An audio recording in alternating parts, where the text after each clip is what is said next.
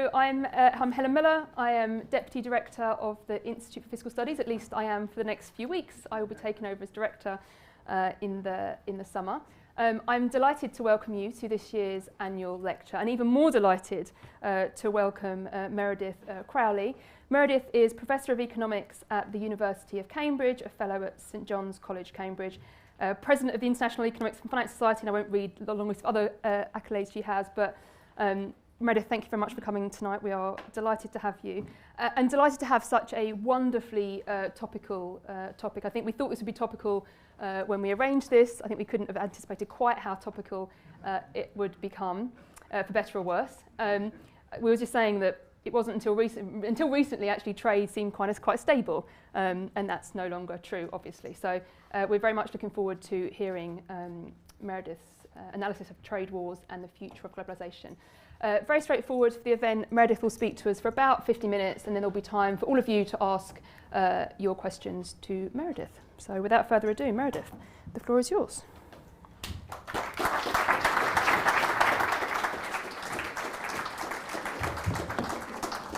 Thank you very much for the kind introduction, and thank you to everyone at the Institute for Fiscal Studies for inviting me here today to speak. It's a tremendous honor. In preparing, I looked at the list and watched some of the previous lectures, and it's quite a distinguished and intimidating bunch. So I'm very humbled by the respect you have for my ideas that you've invited me here.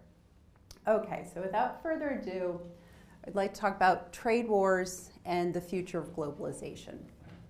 Okay, and so the paper will go through, I have sort of three parts. I'd like to start just as we are in the middle of a US-China trade war, and a sort of growing trade war with other parts of the world in terms of the aggressiveness of US policy. I'd like to go back in time a little bit, and I'll place the current situation in some context by beginning by telling you a little bit about the post-World War II global trading system. So I'll talk about the growth of global trade under that system, trade policy in what I'll call the liberal era of pre-2018, and how China's entry into the world trading system in 2001 changed things.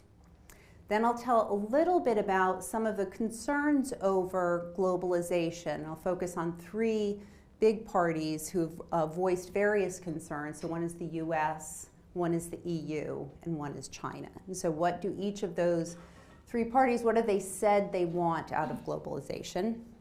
Then I'll talk a little bit about what's gone wrong with the World Trade Organization. So it has a role as an arbiter of trade disputes. So I'll explain a little bit about that. And then I'll talk about some of the current policy choices of the US, the EU, and China, and how they're contributing to more fragmentation in the world. And then the last part, I'll talk about recent economic research and give some more recently learned facts about the world so we understand a bit more about what do we know about the gains from trade, what do we know about how prices are set and how market power is used by firms in the global economy. And then I'll give some broad estimates of some of the price and welfare consequences of trade war and what we understand well, what we need to understand a bit more. Okay, so without further ado, the integration of the global economy between 1947 through about the early 2010s. So what trade economists refer to as the world trading system is an overlapping network of trade agreements that all come under an umbrella of an institution called the World Trade Organization. It's originally established in 1947. The first meetings were here in London in 1946. A foundational principle of this system is an idea that any parties that participate want to engage in mutually beneficial reductions in their taxes on trade, their import tariffs. So if we go all the way back to the origins of this system, and the two key founders are the United States and the United Kingdom, you had a situation in which the US, for example, wished to sell some kind of machinery in Britain. Britain had some tariffs, and so the US said to Britain, would you please lower your tariff on that type of machinery? The British said, well, we'd like to sell you some clothing, some manufactured goods. So would you lower your tariff on manufactured goods? So these reciprocal, mutually beneficial reductions in tariffs Didn't have to be on the same product. Obviously, if one country has a natural advantage in exporting something, they want their trading partners to lower tariffs on that thing they think they're good at making. Okay? So over the next several decades, the countries that originated this system back in 1947, originally there were 23, they met periodically every 5 to 10 years, and they came together and they negotiated further reductions in their import tariffs and other barriers to trade. And so this happened through what we call rounds of trade negotiation, so that by the time we get to sort of the early 2010s, there are about 165 countries participating in this system. So it's virtually all of the economies in the world. Okay? And after the 1930s, when trade was quite contentious among the high-income countries, and they had raised tariffs against one another, beginning with the United States in the early 1930s, tariffs at the end of World War II among this sort of set of countries were about 25% ad valorem. And around today, or by 2018, at the start of the trade war, for the high-income countries, they're more or less zero. They're pretty low. And so just to give you a picture of where we've been since 1960, this is just a figure taken from WTO publication. This is a nominal value of global trade and merchandise for all countries around the world going back to 1960. And what you see is, starting like sort of the early 1980s, trade is growing exponentially until it hits a series of bumps in the road. The first one, the sharp V, is the global financial crisis of 2008-2009. You see a bounce back after the initial sort of big pause in people spending money on everything. Then you see this sort of flat plateau period that we call the Great Trade Slowdown. And this is after the financial crisis. Trade doesn't pick up on that same exponential trajectory. It seems to slow down. The red vertical line is the start of the US-China trade war under President Trump's first administration in 1918. And then the V after that line is the COVID pandemic. And again, you can see a big bounce back. Now, this is just the nominal value of trade globally. We might also want to think about how has trade moved relative to all economic activity. And so here in this graph, I have just a big picture of the average of exports and imports divided by 2, so average trade, divided by global economic activity, or GDP.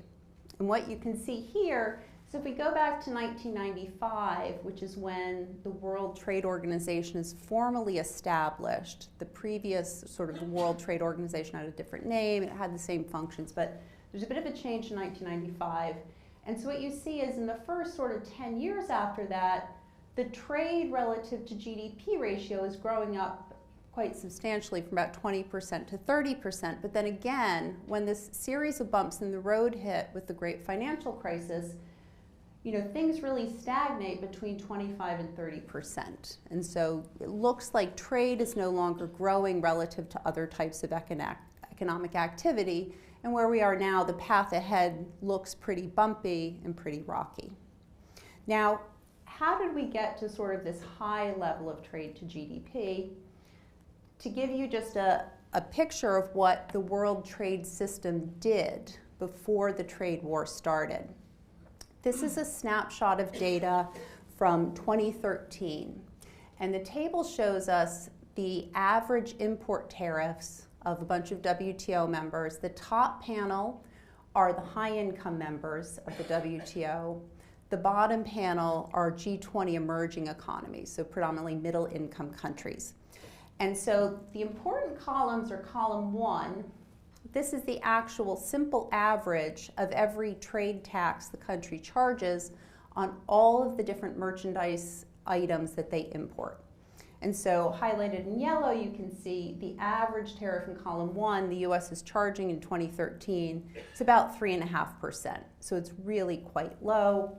Other countries in this group were also similarly charging very low tariffs. The second column tells us how open the country is committed to be. And so what you see here is the numbers in the second column for most of the high-income countries are also quite low.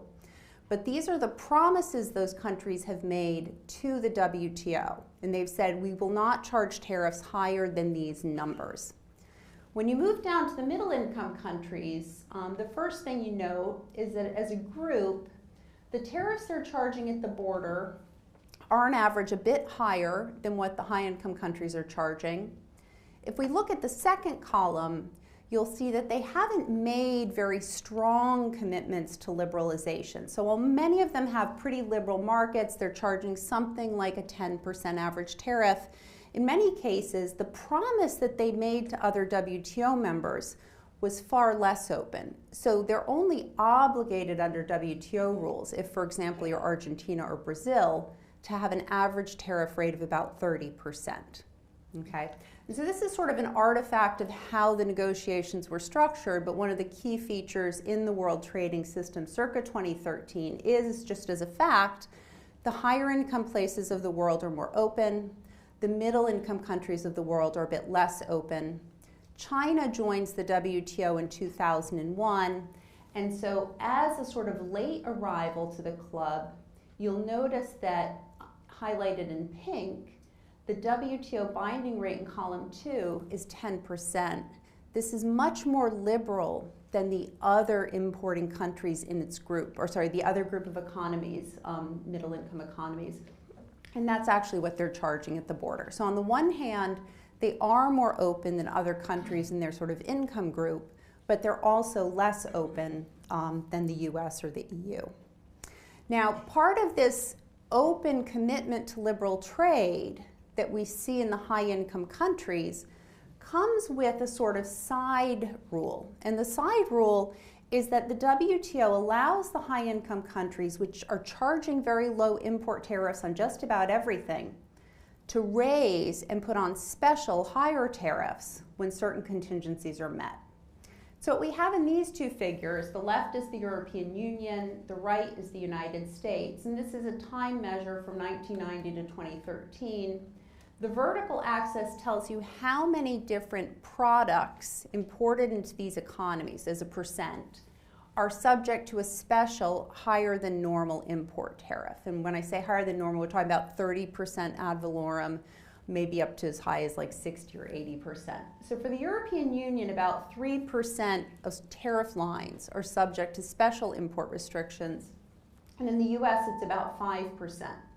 But the punchline is the way the system was operating and was working reasonably well was for high-income countries, you have a broadly open economy where trade is virtually free. The tariffs are very, very low, but if a problem arises, these countries retain some legal rights to raise the tariff on something, for example, steel, an industrial chemical, automobiles of up to much higher rates. And so this is affecting, say, 5 to 10, like about 5% of product lines.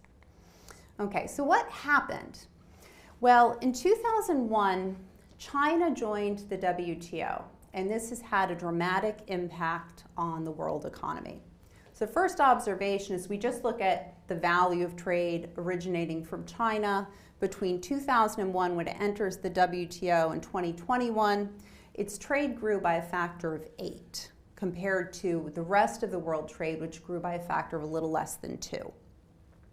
Now, in the United States, this was particularly dramatic. Before China joined the WTO, the US had special human rights provisions regarding the way they treated China. And so in the wake of the Tiananmen Square massacre of 1989, the US Congress said that every year they would have a special review of China's human rights record. And if China violated human rights, they would raise import tariffs on China, which at the time was being treated preferentially as a developing country. So they were being given access to the US market at very low import tariff rates. But there was a little bit of hesitation regarding investment into China and exports from China to the US, caused by the risk that any year the US Congress could potentially raise import tariffs. When China joined the WTO, the US Congress lost that sort of human rights review discretion, and we see this enormous growth of imports from China. So different estimates One is that about a third of China's import growth over its first 5 years of WTO membership comes from the certainty over U.S. tariff policy that the WTO gave. I have a paper with 2 co-authors at Chinese universities. We estimate 40% of the firms that entered the U.S. market exporting from China entered as a factor of the reduction in uncertainty over U.S. tariffs. Another fact about Chinese trade, this graph shows between 2000 and 2015, export value coming from China from different types of firms. You may hear in the news that China has a lot of state intervention in markets. Here you can see the green line are the directly state-owned enterprises. In terms of exports, the black circle line are private enterprises, so private firms. They could be publicly listed on stock exchanges or they could be held by individuals. And then the gray line are firms that Chinese refer to as foreign invested. So these are where your multinational enterprises from the United States, the European Union, Britain are going to show up. It also includes firms investing from Taiwan and Hong Kong, which were very significant in China. The key thing is more than half of the export value originating from China is coming from firms whose ownership is partly outside of China, so US, European multinationals, and that's a big driver of this export growth. Now, what are some of the concerns that countries began to express about China's rapid import growth? Okay, so a classic paper in the literature studying what's known as the China shock in the US is a famous paper by Otterdorn and Hansen. Here they're showing over time between 1987 and 2007 two different effects. The blue line, which is measured on the left axis, is the share of Chinese imports in total US consumption. And so that's going from 6% at the end of the period, it's about 4.6%. At the same time, they note manufacturing employment to working age population is coming down from about 12% or 13% to a little bit more than 8%. In their analysis of what's known as the China shock, they estimate that 55% of the decline in manufacturing employment in this period is due to rising imports from China. Subsequent studies have chipped away at the magnitude of this number. So other important factors are workers being drawn out of manufacturing into construction during the US housing boom. So there's other factors, but you can't deny the fact that there is this sort of correlation. A feature of the American economy is when we have recessions and we see big reductions in employment, firms upskill and they upgrade with new investment. And so this means that after a recession, when there's been all this investment in new technology, they tend not to hire back those same manufacturing workers. They increase capital. Now, in the European Union, it wasn't just the US concerned over China, but in Europe, there's been different concerns. And I'll just give one case study. So this is if we think about the market for solar panels. The European Union has been a big proponent of investing in green technology. There were various policies to promote the development of the green technology industry, and for example, solar panels in Germany and Spain. Now, in response to consumption subsidies offered to purchasers of solar panels, by 2001, Chinese exporters had managed to capture 80% of the European market for solar panels. This was huge. It was 7% of total imports of China, of the European Union from China. So it was very quantitatively important. And so the European Union wanted to promote a domestic industry. They used these special tariff measures. They restricted imports from China between 2012 and 2018. You see a sharp decline in the blue line in the value of expenditure on solar panel imports coming from China. It stays low during the period the restriction is on, and then as soon as it's removed, it pounces right back up. And so if we look at the postscript, 2022, 87% of German solar panel imports came from China. I think the next largest partner is Taiwan, and the Netherlands accounts for 1%. So it's quite substantial. In China, they have a different concern. And here we have data from the OECD on the percentage of foreign value added in Chinese exports. And this is the story of being a manufacturing platform. So what you see is right around the time China joins the WTO, the share of foreign value added, so a flat screen imported from Korea to be put into a television is going up, and what China is exporting is a lot of foreign content. And so their concern is that they're not developing enough technologically, and they want to be the producers of these higher value added components. And so this leads to a series of 5-year plans to support what they call inward technology investment and industrial development. Now, what China calls inward technology transfer, partners in the United States and the European Union are calling copyright or patent infringement and the stealing of technology. And so this is quite contentious, but we can think everybody's got their own perspective on what's going on. So the next thing that's happening, or what's going on simultaneously, is in the first 10 years of the WTO that goes between 1995 and 2007, whenever two countries get into a dispute about some trade policy, and a lot of these in the early years are between countries or regions like the United States and the European Union, or Brazil and Mexico, but countries that are pretty similar in many regards. The conflicts are resolved pretty well, and the system works pretty decently. But beginning with the administration of Barack Obama, the U.S. starts to become frustrated with the rulings that the WTO dispute settlement system is releasing. And they're infringing, from the U.S. perspective, on American sovereignty. They're also failing to, from the U.S. and European perspective, address what they think of as Chinese subsidization of various industries. So ultimately, this led President Trump in his term in office to kind of shut down or paralyze the WTO, because this dispute settlement body consists of judges, and when their terms of office are up, somebody else needs to be appointed. When the terms of office were up, the people lost the position, nobody was reappointed, eventually no jurists were left, and that's where we are today.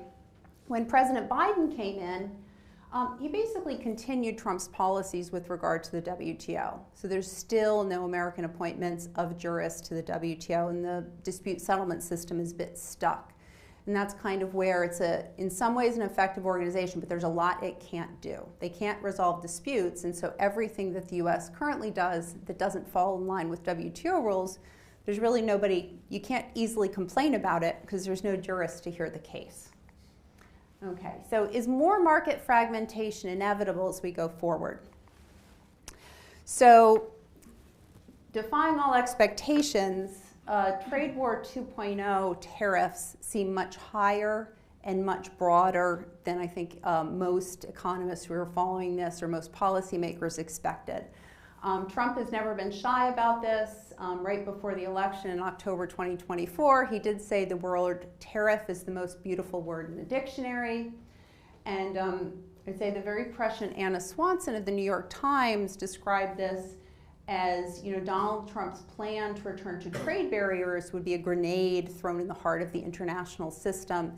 That now seems to be like a huge understatement. When she said grenade, she was thinking import tariffs of 30% on all Chinese merchandise, not 10% tariffs on every country in the world and 145% on China. But I want to make clear that it's not just the US that is seeking the fragmentation and the closing of markets, okay? So we also see market fragmentation and various attempts at strategic trade and industrial policy being pursued in the European Union. And so this is a quote from Ursula von der Leyen addressing the European Parliament in 2023. And she said, from wind to steel, from batteries to electric vehicles, our ambition is crystal clear. The future of our clean technology must be made in Europe. She also says global markets are now flooded with cheaper Chinese electric vehicles, and their price is kept artificially low by huge state subsidies. So, in response to, various concerns about China, concerns about what's going on in the United States, we have a bunch of active sort of industrial and trade policy in the European Union. There's a European Chips Act. It results in $23 billion of investment for new semiconductor foundries in Europe. And so there's ones being built in Germany and Poland. The US has a similar CHIPS Act under Biden, which is actually larger. But they follow up on this statement about Chinese electric vehicles with quite substantial import tariffs on Chinese electric vehicles in October 2024. And then looking ahead, as an effort to again promote a greener economy, coming on in 2026, the European Union will begin to do a carbon border adjustment mechanism. What this means is they want to know how much carbon dioxide is produced in a ton of metal that's imported somewhere outside the European Union. Because the European Union firms are charged when they produce carbon dioxide in making metal, they have to pay a tax. There's a pricing mechanism within Europe. So foreign firms that want to sell their metal, like steel or aluminum, in Europe will have to pay a similar price for every ton of carbon that was produced in the manufacture of what they do. And so while that might seem very sensible, it is also, again, it's a further way in which the market is going to be segmented. In this particular market, because it's very involved with regulation, it could have a much more dramatic effect than an ordinary import tax, because there's potentially a lot of ways in which the tax will be affected by activity. So with that as background, the big question is, or for economists, is how should we think about research on firms' engagement in the global economy, and how should what we now know about how firms engage in the global economy affect the way we analyze policy and think about designing future policies? Okay, and so I'll go through and I'll give you what I would say is a brief history of economic thought on the models of trade. Okay, and so this might be, I know this is maybe a group of people who know a lot about fiscal policy and maybe a little bit less about international trade. So a lot of the research being done over the last, say, 25 years has its foundation in the work Paul Krugman did when he earned the Nobel Prize. So we introduced in 1979 what was then a revolutionary idea that there are gains from trade among very similar countries. And so at the time, the observation was that the US and Germany had very high intensive trade flows, and what they were trading with each other were automobiles in both directions, capital goods in both directions. So very similar economies trading very similar goods. And so the puzzle was how to explain this, because until that point, we thought about comparative advantage and countries trading wheat for oil or cloth for wine. So the feature that Krugman identified was, he said, well, in certain types of industries where there's a high fixed cost to get started, either the building of a factory or the design of a new type of car or technology, and there's a low production cost once you've paid this high startup cost, and when you have consumers who love different varieties, so people who value having a few different types of automobiles available in the market, there can be gains from trade that arise because of increasing returns to scale and this love of variety.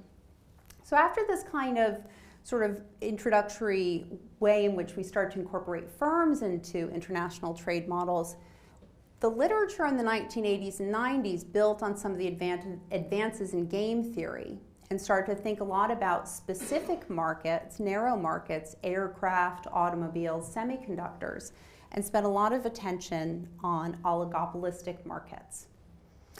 Then, and we're kind of sort of, that's very disjointed and it's hard to get a picture of the overall economy, but it's very important for thinking about strategic benefits of trade policy. It sort of lines up with what Ursula von der Leyen is saying.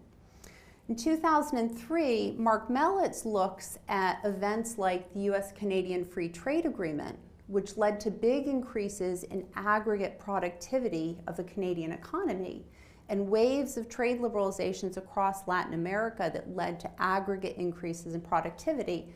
And he said, well, the way we need to amend Paul Krugman's model is let's think about firms with varying levels of productivity. And he shows that once we have a distribution of firms with varying levels of productivity, when you have a trade liberalization, you're basically going to have the least productive firms exiting the market, the biggest firms expanding, and we can explain big improvements in aggregate productivity. Now, that was sort of what was known as the new trade theory.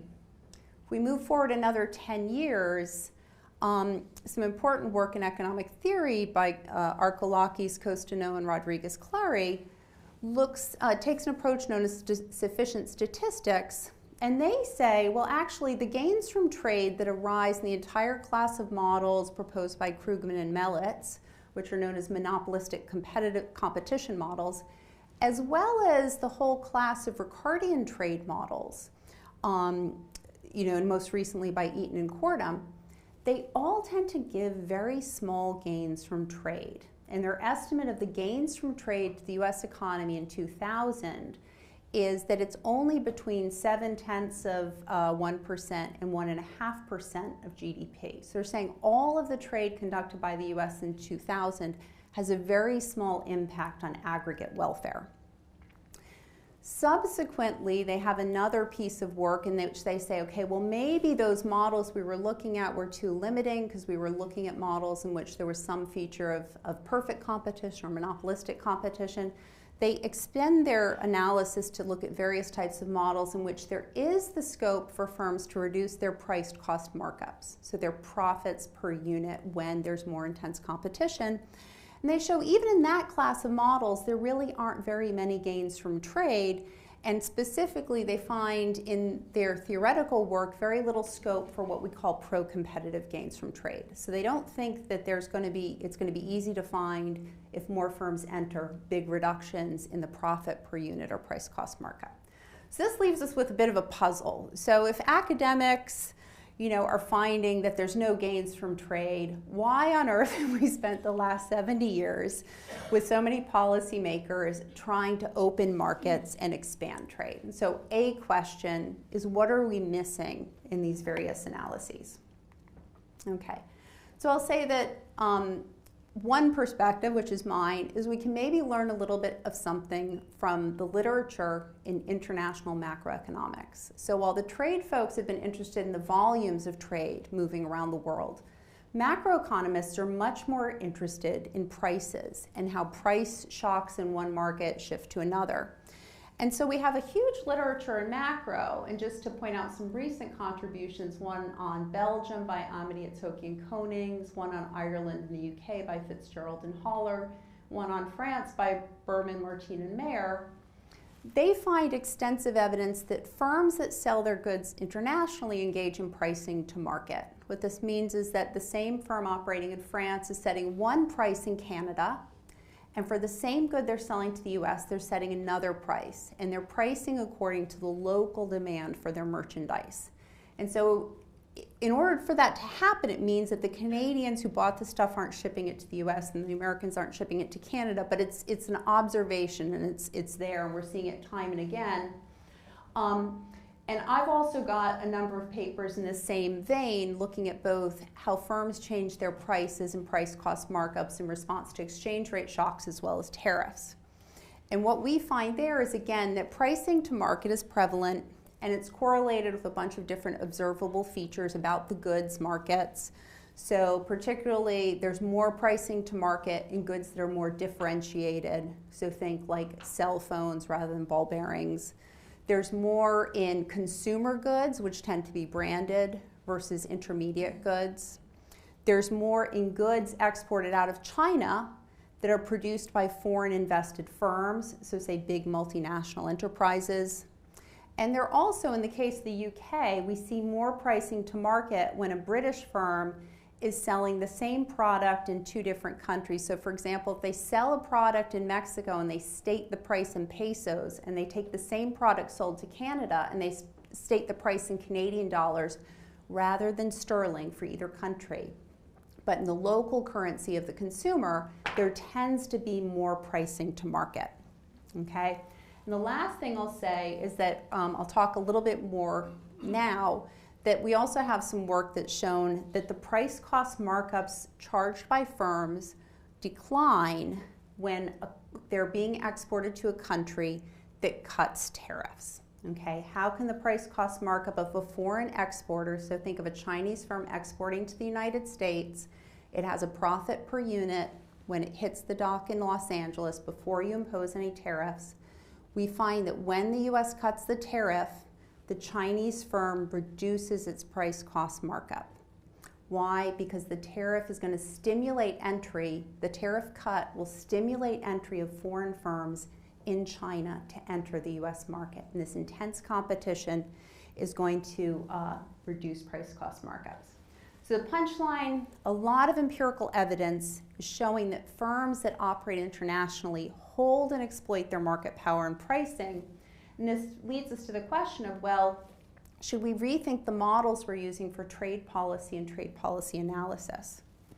And so I'll talk a bit more about two recent pieces of work with co-authors, Lou Han at the Bank of Canada, Thomas Prayer is a former PhD student, and currently some ongoing work with a PhD student at Cambridge, Tuan Han Cheng, Giancarlo Corsetti from the European University Institute, and again Lou Han from the Bank of Canada. And so the questions we want to understand are, how does trade policy shape market structure? How does it shape exporters' market power, and then ultimately prices and the consequences for economic welfare?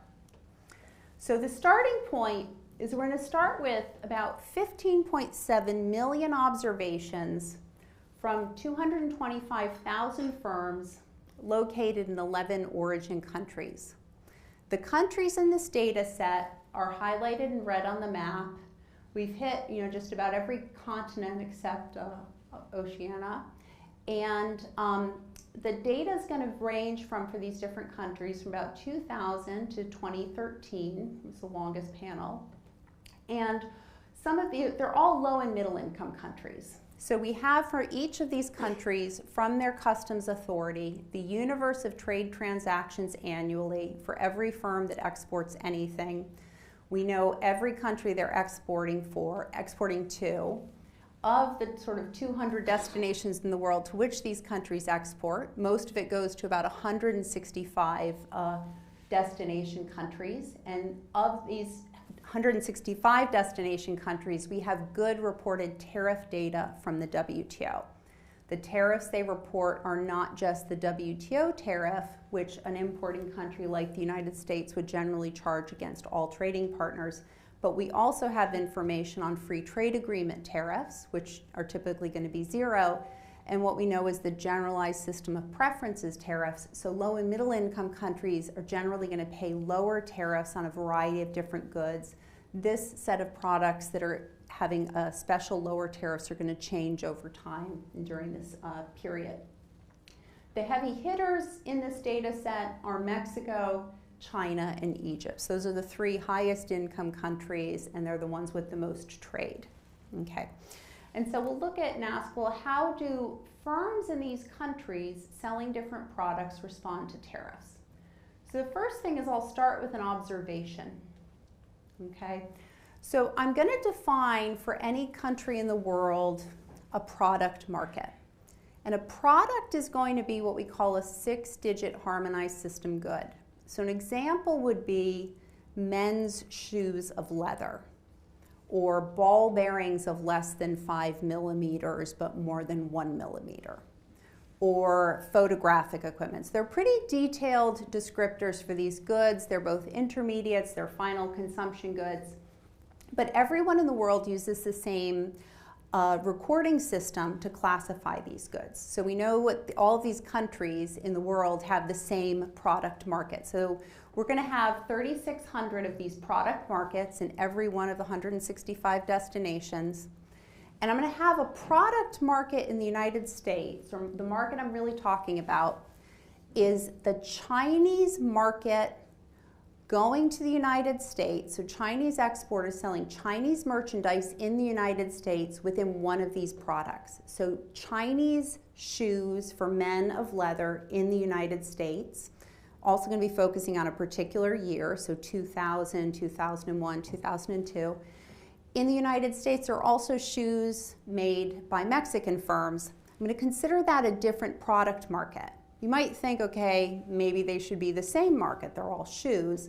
We're going to leave that up to the data to tell us if we really do want to think about Chinese shoes and Mexican shoes the same. But for the moment, I'll just say that they're different. So what this means is over the roughly 10, 12 years of our data set, we have about 1.3 million product markets. if one firm from any of these 11 countries, or from one of the 11 countries, exports to one of these 3,600 products, given that there's actually one firm making a sale, so I'm going to drop all the markets where no firms from Mexico are selling any shoes at all in, say, Liberia. So I won't consider that. I'll only consider markets where at least one Mexican firm that sells shoes is operating. On average, when we rank these 1.3 million markets, the average number of firms from an origin to a destination is very concentrated. It's only 3. Okay? And if we look at the more active markets, 25th percentile, where there's more firms participating, it's still quite concentrated. There's only 7. And this is over, this is sort of the average over 165 countries. Some are quite small. Britain is going to be right around the middle, like it's going to be one of the larger, but it's a sort of mid-sized economy. You can see even in Britain, given that firms from one of these 11 countries have reached Britain, on average there's only 3 of these firms selling anything. Now, if I then restrict my analysis to only markets where there's at least one incumbent firm from the origin and one new entrant into that origin, so a Mexican firm that was selling shoes to the United States last year is the incumbent, one that's just entered in this period is the entrant. In that structure, on average, the incumbents have about 60% of the market and the entrant is grabbing about 40%. So the key fact here is entrants are not marginal. They're stealing 30% of market share. Now, to speed up a little bit, so I don't hold this too long, this next picture is a box and whisker plot where we're looking at a few different kind of markets, and the key question I want to convince you of, or key point I want to make, is entrants are always taking a pretty big share of market among these product markets. So whether we have one entrant in the top left corner where the median entrant is taking 16% of the market share from the incumbents, or whether we have 3 or more entrants in a period where the median firm is taking 42% of the market share from incumbents. In general, these entrants are powerful. They're not marginal, they're not trivial, they're not atomistic firms. Okay, so then what do I do with this? Well, with this kind of concentrated market structure, I now want to do some regressions in which I look at how do firms' quantity of exports sold, how do their prices they charge in different markets, and how do their market shares evolve with tariff changes. And so specifically, the first thing I'll look at is quantity is the volume of sales by firm F of product I, which is going to be, say, men's shoes of leather, from Mexico to the destination could be the US in a period. I'm going to look at how that quantity responds to 2 different types of tariffs. The first one is going to be the average MFN tariff under the WTO the country is charging. The second one would be the change in the tariff that only affects Mexican firms. So the key thing here is if a Mexican firm exporting to the United States responds to a general tariff cut that affects all firms selling to the US, in the same way that a Mexican firm exporting to the US responds to a tariff cut that only affects Mexicans, if those 2 numbers are the same, so the blue and red number, that would be supportive of the idea that Mexicans are monopolistically competitive. They're not thinking strategically when they decide how much to sell. But what we observe is Mexican firms are much more responsive to a tariff cut or a tariff hike that only affects other Mexicans. And what this tells us is that they're thinking strategically about the cost that's affecting them relative to their competitors from other markets. So we take this as evidence that the structure of the market in the US where these firms are selling to is somewhat oligopolistic. They're behaving strategically. We can then look at their pricing behavior, and specifically we want to think about how they change the price they charge at the dock in LA relative to the cost of their production, and how that price cost markup changes when there are tariff cuts or increases. And again, what we see here is the Mexican firms, if, for example, the bilateral tariff cut that only affects Mexico comes down, the Mexican firm is raising its markup. Another way to say this is if the US raises the tariff on Mexico, the Mexican firm is not just, you're not paying more for the Mexican good just because the tariff has gone up 10%. The firm, before the tariff is even applied, is raising its price and getting more profit per unit by raising its markup. Okay, so again, this is not what we would expect in monopolistic competition, but it's also a little bit of a strange result. How do we understand this? Well, the markup effect is the outcome of two changes in two different market shares from the perspective of the Mexican firm. The first one is the Mexican firm, when the tariff is cut, you'll see this number 3.54. What this tells us is when the US raises the tariff on Mexico, the market share of incumbent Mexican firms that survive the tariff hike goes up. The small Mexican firms that were selling to the US get knocked out of the market by tariff hikes.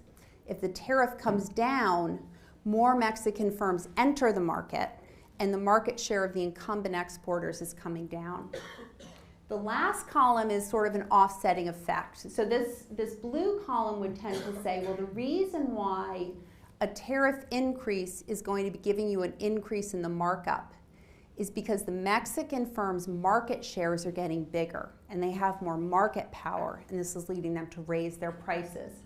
There's an offsetting effect coming from the fact that when the US raises a tariff on Mexico, you're also changing the competition relative to other countries like China. So if the tariff on Mexico goes up, all Mexican exporters as a group are losing market share in the US relative to Mexicans and Germans and British. And so there you see there's this offsetting effect. Ultimately, which way the markup goes, we could write down a model to kind of rationalize this, but what happens to the markup is going to be an outcome of what's going on with these two different market share changes and how the firms are responding. Okay, so with that, the next step, I'll try to be a bit quick here, is we develop a multi-country, multi-product model featuring tractable oligopolistic competition. So the model in words is we're going to have an oligopolistic structure. That is, firms are going to compete imperfectly and strategically, and this will arise because every firm in the model has to pay a fixed cost to enter each foreign market. So they have to pay a cost to enter their own market, they have to pay a cost to enter foreign markets, and simply that consumers are going to value different varieties of a product. So they're going to look at shoes, they're going to have different valuations on shoes, but they're going to see different varieties in products as somewhat substitutable. To be more specific, there's going to be many firms from different countries producing the same product, say shoes. They're going to be competing in every country's shoe market. Consumers will view a product, such as shoes, sold by a Mexican firm as pretty substitutable with shoes sold by every other Mexican firm. So it's going to be relatively substitutable across Mexican varieties. But they're going to view products sold by firms from other countries, so shoes sold by Chinese firms, as close substitutes, but not quite as good, not quite as substitutable as Mexican products. And then consumers are going to be allocating all of their purchases across all of these different goods. And the different goods are going to be shoes and hats and ball bearings. And these goods are going to be less substitutable with one another, but consumers are going to have to allocate their expenditure across these different goods according to how much they value them. So we're going to try to calibrate this model to match the empirical features I've just shown you, so all of the statistics I've shown you. And we'll use that to then evaluate the price and welfare effects of a trade war. So at this point, we're into work in progress. For the mathematically inclined, this is the mathematical specification of what I just described to you. So it's a nested constant elasticity of substitution system of preferences where we have different parameters governing how substitutable different levels of products are.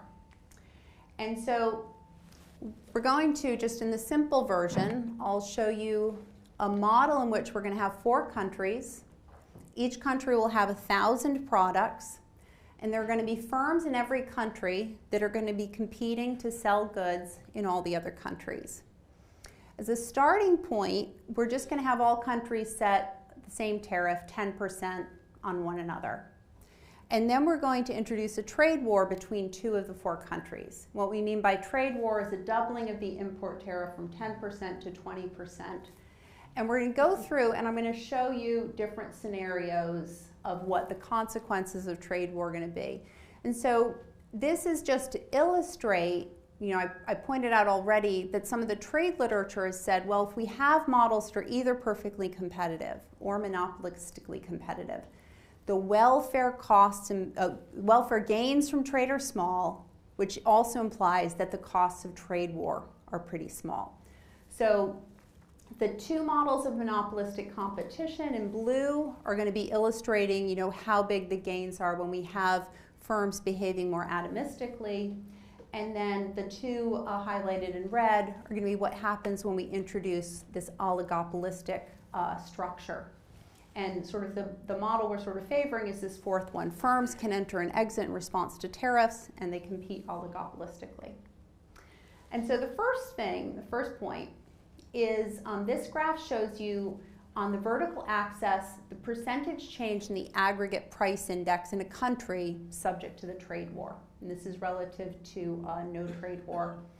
And so across the x-axis, the numbers from 3 to 6 indicate how substitutable Mexican varieties are from Chinese varieties. And so the number of 3 suggests they're not very substitutable. 6 says they're much more substitutable. And so the first observation is that when we have a trade war with oligopolistic competition, firms are setting, when you have a tariff, this is going to lead domestic firms to set higher prices and higher price cost markups. And so there's going to be a bigger increase in prices with oligopoly. Once we introduce oligopolistic competition where firms can enter and exit freely in response to tariffs, we're now at the solid red line. And so here you can see the increase in the price when you have this oligopolistic competition is, you know, almost twice as big as when you have monopolistic competition. So much more exploitation of market power. And there's sort of 2 things going on. When you have the tariff, the first thing is some foreign exporting firms are going to exit the market because the tariff has gone up. This is going to lead to a loss in product variety, which itself is going to have this impact of price pushing up aggregate prices. At the same time, the domestic firms facing less competition can raise their prices. In terms of welfare, the welfare losses caused by a trade war are much larger when trade causes foreign exporters to exit. So I want you to compare the red dashed line, which is the welfare change under monopolistic competition. There you can see we're at about 0.5% around the whole range loss, which is typical for what, say, the Arkolakis estimation of the U.S. economy in 2000 is. If you then look at what happens when we introduce oligopoly, where we have entry and exit, you're getting much more substantial losses in terms of welfare. Okay? In terms of understanding where these welfare changes are coming from, we can extend some recent work by Bakhai and Fari to decompose the welfare losses associated with trade war into different components. The total change in national income is first going to be a contribution from domestically. There will be changes in profits will go up. There'll be a bit more labor income. The country will be collecting tariff revenue from the trade war. But at the same time, there are going to be distortions from these changes in price cost markups. The prices are going up. There's going to be distortions associated with tariffs. You're going to be consuming different stuff. And there's also going to be ultimately some losses because some of the variety of goods available in the market are going to disappear. The tariff causes firms to exit. They take their goods out of the market. You're a lot less happy with less variety. And so here, this is just giving you a brief graphic. to show the consequences for the two trade war economies. The gray is the first gray bar is showing you how much welfare declines for one parameterization of the model where the firms exit. If we didn't allow foreign firms to exit, we forced them to stay in the market, the welfare loss would be much smaller. Now, we can look at the difference between these changes. The big loss is coming from the loss of variety effect. Against this loss of variety effect, which is pushing up prices, there's an offsetting. This blue effect is how exit of foreign firms is leading domestic firms to become more profitable. So if we want to think about the political economy of what can be happening right now in the United States, this is saying the tariff is causing big losses in consumer welfare through this loss of variety, but there's really good benefits for some of these firms which are facing less competition, are more profitable, and the people who collect those profits are now able to consume more. In the neutral economies, the spillover effect here on welfare is positive, because as firms get knocked out of the US market and the Chinese market by high tariffs, those same firms that no longer want to sell in those two countries are now selling more varieties into the other economies in the world. And so this is just having a big improvement in the variety effect. Okay, and so to summarize, what I've tried to persuade you of in these last sort of 15, 20 minutes is that the entry and exit of relatively large firms from low and middle income countries and strategic pricing are actually very important elements in the analysis of trade policy changes under trade agreements and under trade wars. And when we look at data from 11 low and middle income countries, we document these highly concentrated origin destination product markets. And we document that there are differences in how firms respond to tariff changes affecting their own national merchandise versus their competitors. We take this as evidence that there's strategic oligopolistic behavior on the part of foreign exporters, as well as with domestic firms. And then theoretically, we decompose the price and welfare impacts of a bilateral trade war by extending the Baki and Fari framework to allow for this entry and exit of new varieties in the market. And what we show in sum is for some parameterizations of the model that we think are reasonable, the exit of these relatively large firms, so these are the marginal ones with 20, 30% of the market, lead to price and welfare impacts of trade war. They're 2 to 3 times larger than we have in sort of the traditional literature on monopolistic competition. So leads us to sort of concluding remarks. Big picture in terms of research and analysis is that literature on international macro has long emphasized the importance of market power and persistent price differences across markets. It's a big puzzles that we need to understand and explain.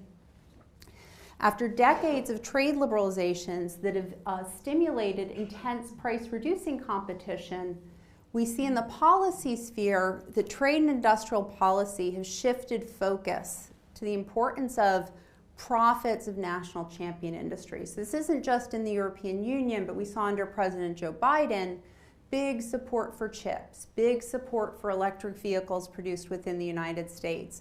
So whereas the previous policy focus was on reducing prices, it's now shifted in the high-income countries, possibly led by China, which has long had this interest, in how do we support national champion industries.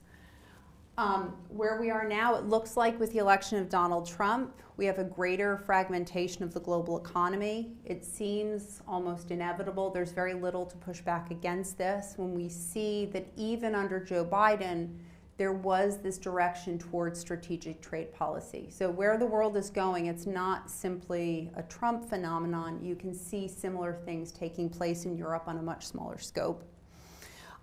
And so what we'd suggest is that policy analysis incorporating more strategic behavior of firms is going to give us a better understanding of the political economy driving some of this policy making and decisions, but also a better understanding of who the winners and losers are from trade wars and how severe the negative consequences can be. Thank you.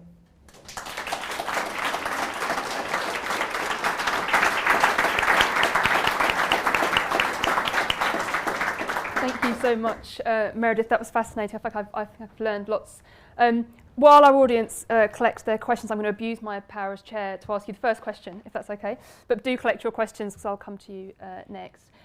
I think you put a very, very compelling case forward about the role of entrants and exits in driving these patterns. I guess the question I had is, what do we know about domestic entrants? Because I'm also very struck that you set out that policymakers, including Donald Trump, but not only Donald Trump, clearly have in mind that part of what they want to do is put up these tariffs to encourage more domestic firms to enter. So what do we know about domestic entrants, and maybe how it might vary across countries? So are we more likely to see that in big markets like America versus markets like the UK, and the role that they might play?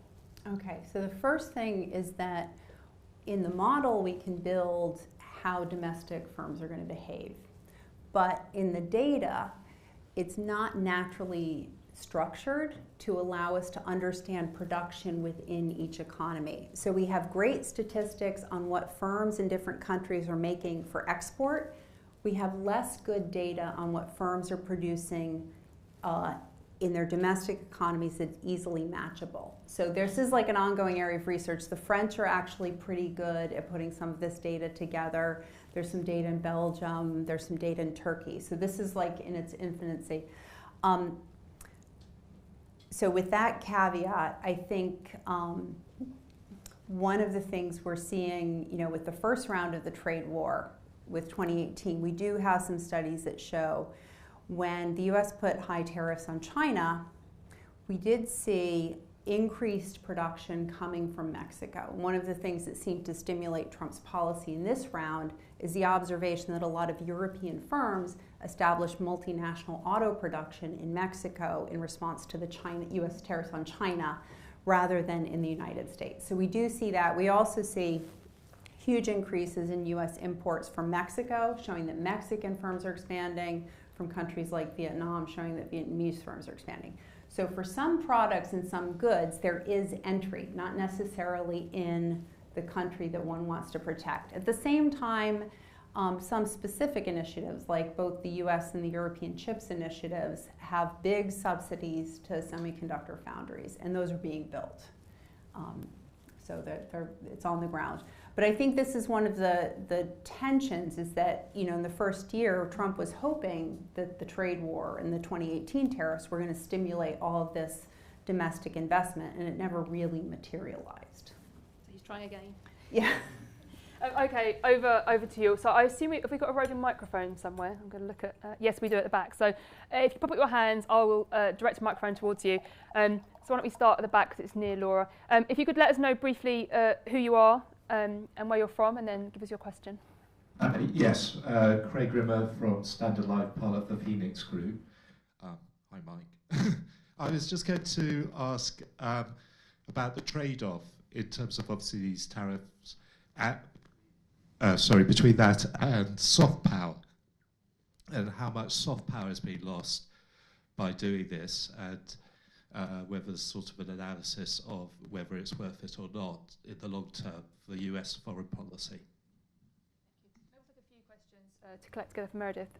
Other questions? Okay, what's one in the middle here? Thank you, Laura. Hi there. So I just wanted to ask, your data was based on 11, I think, like low to middle income countries. I wondered how that would compare to a high income country. Would you expect the welfare loss to be lower or smaller, like, for example, United States, European Union, and so on? Why don't we take those, Meredith? One about the role of soft power and other things, and then one about how the result might extend to other types of countries.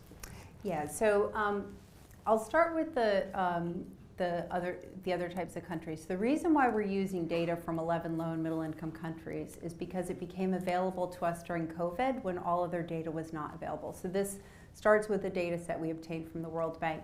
But the welfare consequences we're estimating are the consequences in the high income countries. So the regressions that we're doing, when I showed you how the quantity changes, that's the average quantity in the destination, which is including the United States, Korea, the European Union. And actually, the big high-income countries are the places where these firms are most active.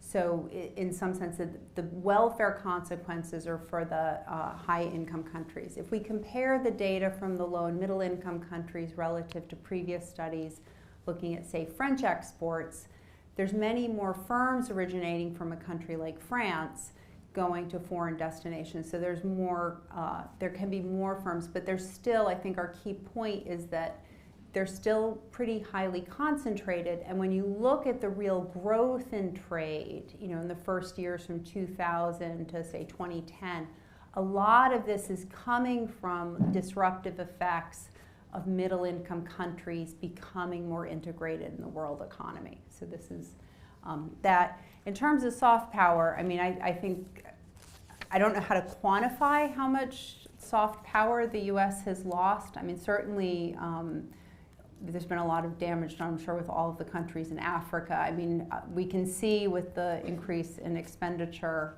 on defense in Europe and the commitments countries are currently making in Europe that they no longer, you know, feel that the US is a reliable security partner. So it's, I think it's quite substantial, but I don't know how to quantify that in the model.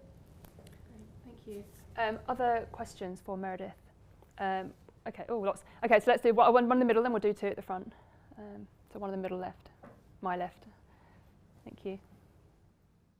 I just want to ask you, have you got anything to say about non-tariff barriers? It's a long time since I was a trade economist, but I started my career, and at the time I was doing the Euro round negotiations, and non-tariff barriers were quite a big thing, and arguably still are, but I was just wondering how your models would bring them in, because some of them would presumably be quite high in terms of tariff equivalence.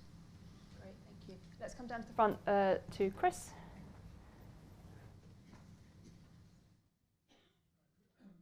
From the Financial Times.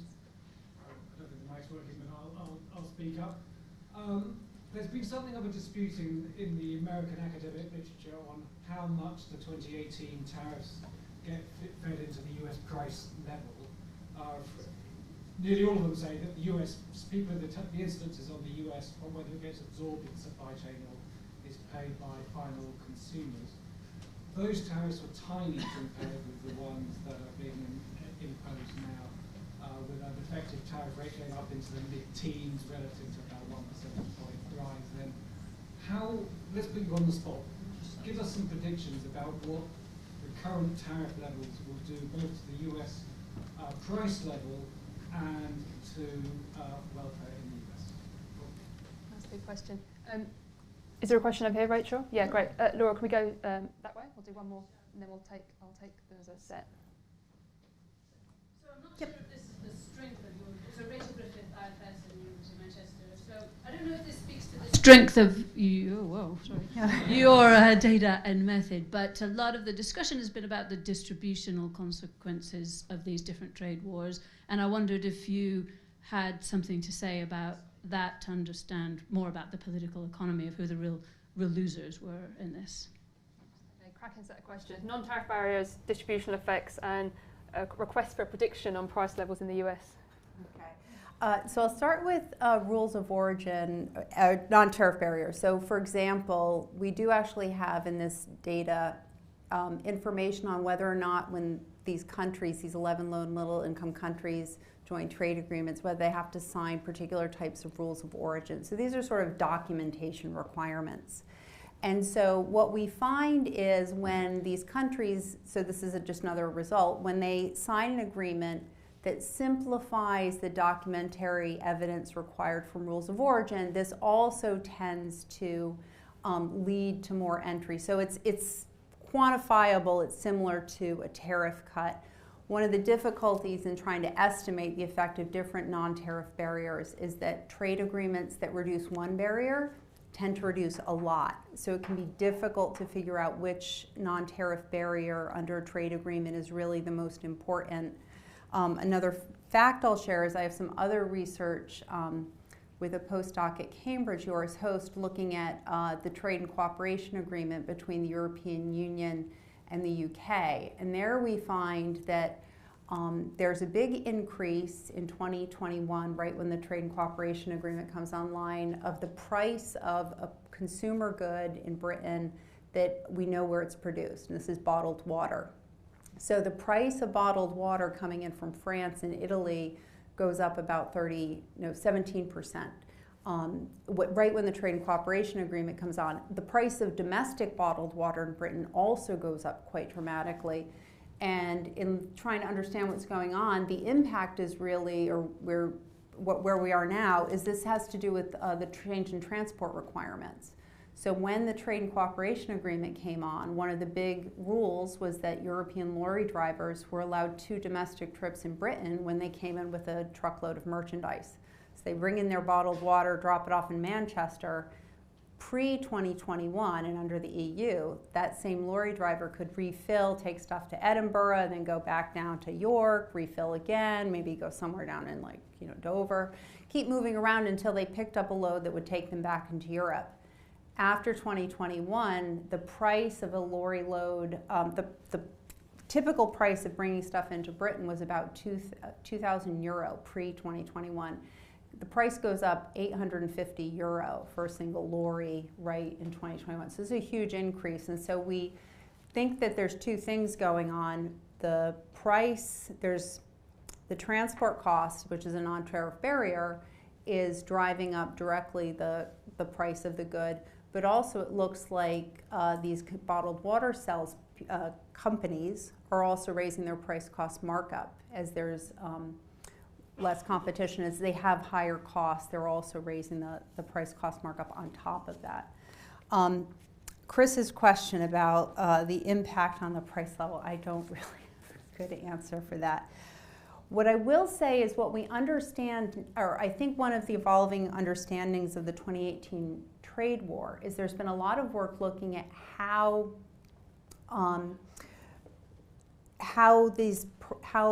gradually the price impact rolled out. So 3 high-quality studies find on impact, 6 quarters after the tariff increase goes up, there's basically no change in the LA dock of merchandise from China. And so the Chinese exporters, this is kind of consistent with the results I've shown you earlier, but what you see is 1/3 of Chinese export value just disappears. On quantity, it just stops coming in, but the price doesn't go down. If anything, it's going up slightly at the dock before the tariff is imposed. The evidence from a study by Carvalho, Gopinath, and Neiman find that consumer prices seem to be coming up very, very slowly. But I think the key thing is before Joe Biden came into office, and most of these studies are finishing up before the beginning of the Biden administration, nobody thought these tariffs were going to stay. And so we often see with exchange, I think everyone was anticipating the prices were going to come down. So distributors and retailers were absorbing the tariff cost into their markup. And it was only after Joe Biden comes online, you start to see consumer prices in the US going up because people realize these tariffs are here to stay. So I think, to be a bit squirrely about answering the question, I think we don't quite know what the tariff level is going to settle in at. And so I think for non-Chinese origins, it's probably for many goods going to settle somewhere around 10% on the US side. For China, it's harder to say. I think something long-term might be 30 to 40%. And so we would also expect, though, as much as President Trump keeps threatening, don't pass through the tariff cost on to consumers. I think this time the retailers are like, you're really squeezing us here. We've got this cost. We need to pass it on. So I think there will be more response. On the distributional consequences that Rachel asked about, there's a bunch of different aspects of it. There's been some studies. Jason Furman did some work with Katie Russ looking at consumption distribution. And so, lower income people in any economy consume more material goods. And so when you raise the price of material goods like children's clothing and shoes, they're gonna, on the price side, gonna bear some of the brunt of this. Trump has always proposed that the idea here is to bring back manufacturing jobs. But I think the way that manufacturing growth happens in the US is you automate and you get fewer people working in a factory and you get more efficient production because productivity in the US is very, very high. It's one of the big distinctions from Britain. We replace people with machines all the time. That seems to happen more slowly here, is probably some of the part of the productivity problem. But so in terms of the distributional consequences, I think I keep being struck by the fact that Anne Kruger's great work is, rent seeking, or the political economy of rent seeking. And if you look at low income countries in the 70s, one of the great things about putting on tariffs and quotas was that corrupt domestic governments could gather lots of rents, and all of their friends could gather lots of rents. And so I'm concerned that you see a lot of owners of capital in the US are now going to be gathering up lots of rents as the market becomes less and less competitive. Great, thank you. Time for another round. Lots of hands. So I'm going to take two from this side and then that. So let's come to the middle down here, Laura. I'll do two on here, then I'll do two on that side. Hi, I'm Michael Percy. I'm a NED of a number of UK companies. In regard to tariffs, has there been any impact study on the impact upon government finances? Has the tariff generally been kept by the government in order just to reduce its financial deficit, or has it been used to reduce other taxes? And what's the impact upon the GDP of the countries? Thank you. And then if we can just go to over here in the corner, to this side, so to Matthew.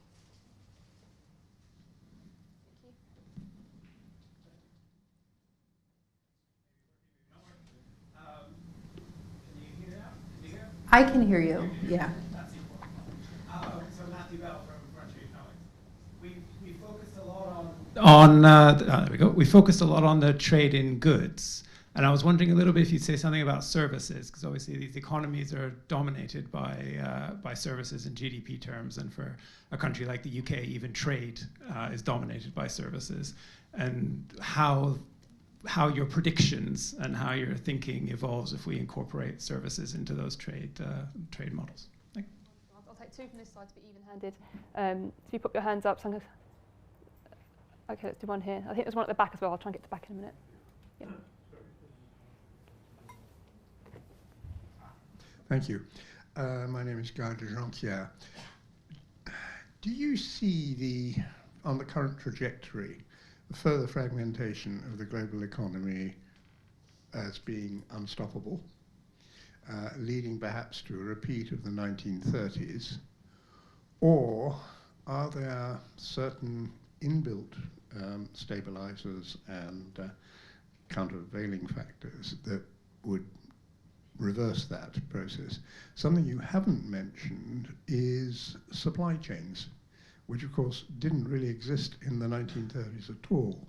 And given Trump's failure so far to repatriate American manufacturing, one wonders, whether there is a kind of stop there.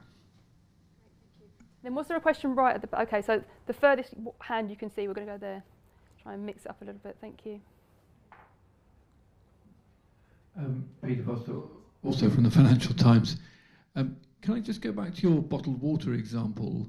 Why did the British companies not undercut and price the Italian and French companies out of the market? And is that a typical response when non-tariff barriers or indeed tariff barriers raise prices of imports, that the domestic producers then just join the club and raise their prices? Great, thank you very much. Meredith. Okay, thanks very much for the questions. So go backwards, starting with Peter's question. So this is a big puzzle to me as to why the UK firms didn't try to grab that market share from French firms and Italian firms. One thing is this change in these cabotage regulations affecting lorries. It doesn't just affect the supply, it's not just affecting the price of a route from Evian to Manchester, but it was also we've measured effects on the price of a route between Manchester and Edinburgh, because all those lorry drivers who had been providing services, Polish guys based in Poland coming in with French water, then providing domestic services, that raised the cost for the domestic British firms. We're trying to figure out sort of modeling conventions of why is there sort of a leader, sort of a Stackelberg leader behavior going on among these firms. One of the things you see very starkly is right before 2021, the French firms do drop some of the varieties of water they're selling. So you see for the first time in a sort of out on the extensive margin, varieties are exiting, and then in 2021, right away, you see more varieties of what we could call higher quality water, so water in glass bottles rather than plastic, fizzy water with lemon flavoring. These are coming in, and so new varieties, new sizes, so we can control for different varieties having different prices, but it looks like in economics we have this Alchian-Allen conjecture, which is when the fixed cost of trade rises, you have an incentive to sell higher quality goods at higher prices, and so you'd want to sell the good apples rather than the bad apples the further away you go. And so it could be some evidence like that. But it's a bit of a mystery to us. It could also be, strategically, when you have a big cost shock and you have one leader firm raise their price, they wait to see what others do. So it could have been the French guys raise their price, but we see prices going up both for French and British simultaneously. So maybe they all looked at transport costs are going up. Let's all see how much we can raise prices. Okay, this is working, everybody. Let's keep them high. People are still drinking water. So it's surprising. The bigger question is we use water because we know exactly where it's produced, and it has a very simple value chain. There's just the packaging of glass or water and the water. And every bottle of water sold under European regulation, we know where it's manufactured and where it's pulled, so we can figure out the actual cost. So I'll stop talking about water. Is fragmentation unstoppable, and is this the 1930s? In the 1930s, the Smoot-Hawley tariffs got to like 30%, 40%. This 145%, nobody trades at that price. So it's prohibition. Are there inbuilt stabilizers? I mean, at some level, I think I don't know exactly what that would be, what an inbuilt stabilizer would be. I think your point about supply chains, firms in Europe, firms in the US, they're reliant on lower costs provided elsewhere. And so that firm sort of pursuit of profit might be the inbuilt stabilizer, the sort of pushback against the raising of these tariffs. But I'll just say that in terms of supply chains, when I said that the gains from trade in a wide variety of models are small, the Arkolakis work explicitly acknowledges that the class of models they're looking at do not include supply chains. So once we build in that the tariff cost, on parts and intermediates that can feed into domestic firms, then we're starting to get different predictions. And so that's actually where we're working right now, is to try to look at the input-output structure within each economy to figure out how the supply chains are propagating through. In terms of trade and services, it's difficult to say how changes there can affect consequences. There's two challenges with services. The barriers to trade and services are structured differently, and the actual products are not so homogeneous. It's difficult for us to measure the quantity of services and the price. And so if you're selling legal services, is that a billable hour? Is it an effective contract? What's an effective contract? What's the kind of mediocre, lousy contract? So all of these things come up when we have services are almost inherently bespoke for a lot of consulting services, architectural services. So it's much more difficult for us to measure individual prices and quantities of services flows. We can build in domestic services as an input into production to look at some of the consequences of trade wars. And that's sort of another direction of travel. And then the question about the impact on government finances and how is the U.S. spending its newly collected tariff revenue. So I think I don't actually know how the tariff revenue collected from 2018 is going into the general U.S. purse. In general, in the 80s, tariffs in low and middle income countries were much higher, and the national income in many low income countries was dependent on tariff revenue collected because it was the easiest tax to collect, and it was a significant portion of income. And low and middle income countries. But the World Bank has been working with countries for a couple of decades on switching a lot of these systems over to value-added tax.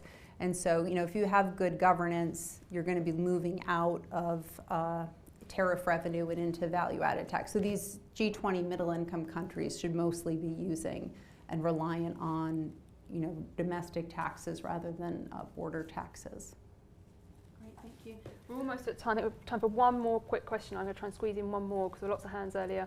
I have to choose. Okay, so let's come down to the front because I saw this hand first.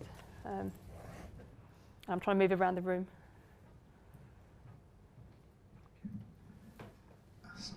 Richard Bartlett, FPS Limited. How do you feel AI is going to affect all these figures? And if I may, I'll put that in context.